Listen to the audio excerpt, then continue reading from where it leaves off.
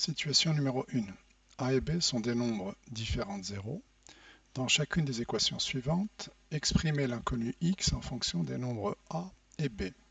Alors on a 4 équations. Dans chacune équation, il y a une opération. Dans la première, il y a une addition. Dans la deuxième, il y a une soustraction. Dans la troisième, il y a une multiplication. Et dans la quatrième, il y a une division. Dans chacun des cas, comment est-ce qu'on peut isoler x?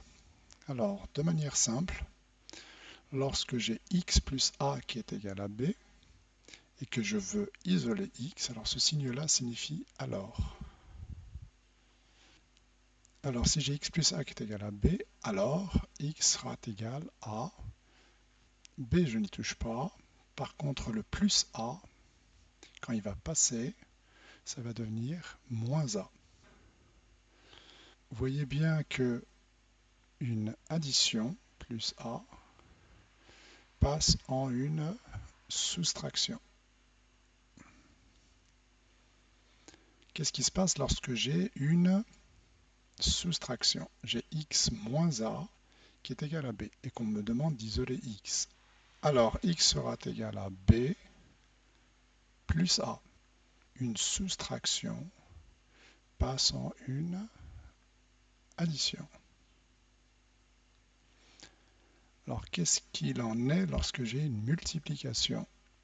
Dans cette équation, j'ai a fois x qui est égal à b et on me demande de calculer x ou d'isoler x. X sera égal à b divisé par a. On dit qu'une multiplication passe en division, donc j'aurai b divisé par a. Ce qu'il faut se rappeler, c'est qu'une multiplication passe en une division. Dernier cas de figure, lorsque j'ai une division, dernier cas de figure, et qu'on me demande d'isoler x, la division, elle, passe en multiplication. Donc je vais écrire que x est égal à b multiplié par a. On dit qu'une division passe en multiplication. Alors concrètement, application à différentes équations. Dans la première équation, on nous dit que x plus 4 égale à 10 et on nous demande d'isoler x. Vous voyez bien que là j'ai une addition, plus 4, donc ça va passer en une soustraction. Donc je vais écrire 10 moins 4, qui est égal à 6. Deuxième équation, on a x moins 2 égale à moins 9. Là j'ai une soustraction, ça va passer en une addition. Donc je vais écrire que x est égal à moins 9 plus 2. Et moins 9 plus 2, ça fait moins 7. Troisième cas de figure, là j'ai 5x égale à 3. Il faut bien comprendre que 5x c'est 5 fois x qui est égal à 3. Donc là j'ai bien une multiplication et ça va passer en division. Donc x sera égal à 3 divisé par 5.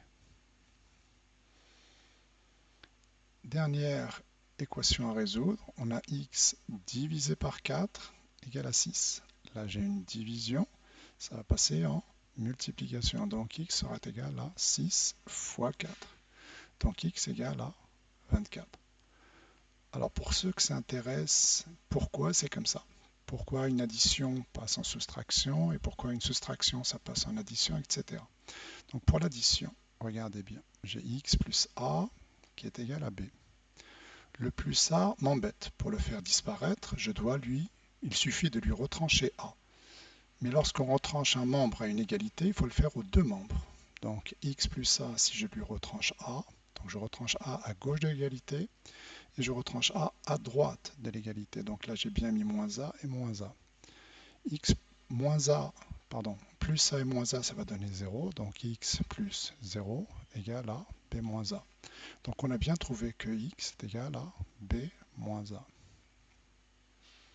Lorsque j'ai une soustraction, c'est la même chose. J'ai x moins a qui est égal à b. Je veux faire disparaître le moins a qui est là. Donc ce que je vais faire, je vais rajouter plus a à chacun des membres de l'égalité. Donc j'aurai x moins a plus a Donc j'ai rajouté à gauche le plus A et B plus A. Le voilà. Moins A plus A, ça fera 0. Donc j'aurai X plus 0 égale à B plus A. Donc j'ai bien que X est égal à B plus A. Troisième équation, j'ai du A fois X égale à B. Je veux isoler X. Donc dans ces cas-là, vu que A est différent de 0, je peux diviser par A chacun des membres de l'égalité. Donc j'aurai A fois X est égal à B. Je divise par A chacun des membres de l'égalité. On voit bien que ici, par simplification par A, il nous reste X dans le membre de gauche et B sur A dans le membre de droite. Et on retrouve bien la règle citée précédemment. Qu'est-ce qui se passe lorsque j'ai une division? Lorsque j'ai X divisé par A qui est égal à B avec A différent de 0, pour faire disparaître le A qui est au dénominateur, il suffit de multiplier par A chacun des membres de l'égalité. C'est-à-dire que je vais écrire A fois X sur A est égal à A fois B. Le A qui est au numérateur va partir avec le A qui est au dénominateur. Par simplification, il nous restera donc X qui est égal à A fois B. Voilà d'où viennent les règles qu'on a introduites en début. Donc, ce qu'il faut se rappeler, ce sont les règles qu'il y a à ce niveau-là. Voilà pour aujourd'hui.